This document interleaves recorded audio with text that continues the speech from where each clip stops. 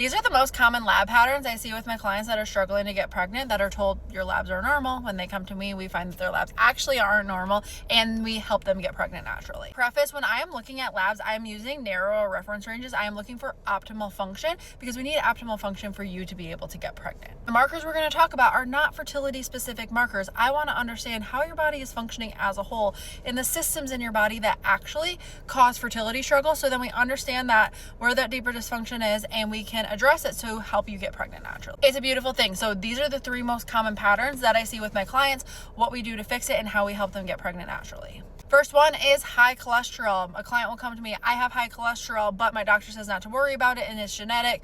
They move on. But to me, high cholesterol is telling us a lot of signs into why you can't get pregnant. And I see high cholesterol on labs and sometimes even low cholesterol. I'm thinking inflammation, toxic burden, or potentially insulin resistance. So we put that in Memory Plus and use that as clues into why you can't get pregnant. Usually other lab patterns are going to give us the information that we need to narrow focus even further. Second thing is sluggish thyroid function. There is this very large gray area where your doctor will say your thyroid is fine, but it's not actually fine, especially because they're typically only running TSH and T4. We need a full thyroid panel to make that conclusion, and like I said, using very narrow reference ranges to have optimum function of our thyroid, because it's very important for ovulation, progesterone, baby's development, all the things necessary for you to have a healthy baby. Third thing is iron. Typically low iron, but sometimes high iron. And no, the solution is not to take an iron supplement. I almost never recommend my clients take an iron supplement. That is a band-aid to the problem. We want to ask why iron is low in the first place, which is typically going to be